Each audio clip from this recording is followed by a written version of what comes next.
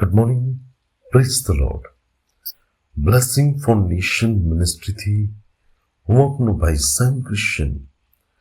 ઈશ્વર પિતાએ આજે આપણને આપેલા આજના એક નવા સુંદર દિવસે આપને પ્રભુ ઈસુ ખ્રિસ્તના નામમાં પ્રેમી સલામ પાઠવું છું. આજે આપણે ઈશ્વરના અદ્ભુત અને ખાતરીદાયક વચન પર મનન કરીશું. યોહાનનો પહેલો પત્ર, તેનો 5મો અધ્યાય, તેની 14મી કલમ. ત્યાં શાસ્ત્રમાં પ્રભુનું વચન કહે છે, જો આપણે તેમની ઈચ્છા પ્રમાણે કંઈ માંગીએ તો તે આપણું સાંભળે છે. વાલાઓ, સર્વપ્રથમ તો આ બાબત આપણે સમજવી જોઈએ કે પરમેશ્વર પ્રાર્થનાના સાંભળનાર પ્રભુ છે.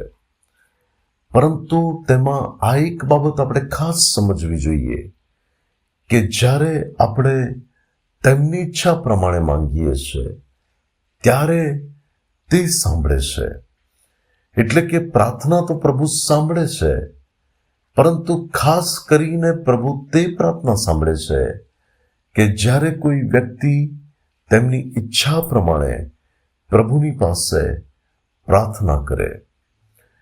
ઘણા બધા લોકો એવી માંગણીઓની સાથે પ્રભુની પાસે જતા હોય છે કે જે પ્રભુની ઈચ્છા પ્રમાણે નથી હોતી. જેમ કે તમે એ બાબતને જુઓ કે ઇઝરાયેલ પુત્રોએ પ્રભુની પાસે અમુક બાબતો સંબંધી માંગણી કરી, ત્યારે વચનમાં લખ્યું છે કે તેઓએ જે માંગ્યું તેઓના હૃદયની ઈચ્છા પ્રમાણે પ્રભુએ તેઓને આપ્યું. પરંતુ વચન એમ કહે છે કે તેઓને આધ્યાત્મિક નુકસાન થયું.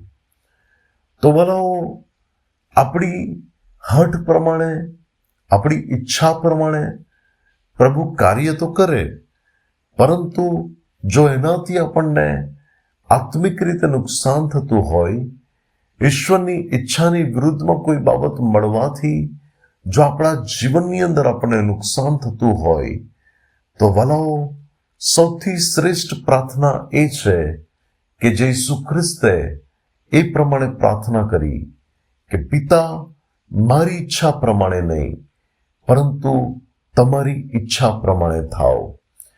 ત્યારે વાલાઓ, એ પ્રાર્થના બહુ મહત્વની છે. જેમ આપણે કહીએ છીએ કે ઓ અમારા આકાશમાંના બાપ, તમારું નામ પવિત્ર મનાવો, ત્યારે એ પ્રાર્થનામાં એવું પણ લખેલું છે કે જેમ સ્વર્ગમાં એટલે કે આકાશમાં તમારી ઈચ્છા પૂરી થાય છે, તેમ આ પૃથ્વી ઉપર પણ થાવ. ત્યારે વાલાઓ, પરમેશ્વરની પોતાની ઈચ્છા પ્રમાણે જ્યારે આપણે કોઈ બાબતની માંગણી પ્રભુની પાસે કરીએ છીએ કે જેની અંદર પ્રભુ જુએ કે આ તો સાચી પ્રાર્થના છે, જે પ્રભુના હૃદયને સ્પર્શ કરનારી પ્રાર્થના હોય, જે પ્રભુને એ એવી રીતે સ્પર્શ કરે કે જ્યાં પ્રભુ જાણે કે આ વ્યક્તિએ તો ખરેખર એવી પ્રાર્થના કરી છે કે જે પ્રાર્થનાનો મારે તેને ખચિત ઉત્તર આપવો પડશે. ત્યારે વાલાઓ, પરમેશ્વર એ પ્રમાણે એ પ્રાર્થનાનો બહુ જલ્દીથી ઉત્તર આપે છે. ચોક્કસપણે પ્રભુ પ્રાર્થનાને સાંભળે છે, અને તેમણે જ કહ્યું છે યર્મિયા 33:3 કે તું મને હાક માર અને હું તને ઉત્તર આપીશ. યશાયા 59 અંદર પ્રભુ કહે છે કે મારો કાન એટલો મંદ થયો નથી કે તે તમારું સાંભળી ના શકે. એટલે કે પ્રભુ પ્રાર્થના સાંભળે પણ છે, પ્રભુ તેનો ઉત્તર આપવા માટે પણ સક્ષમ છે.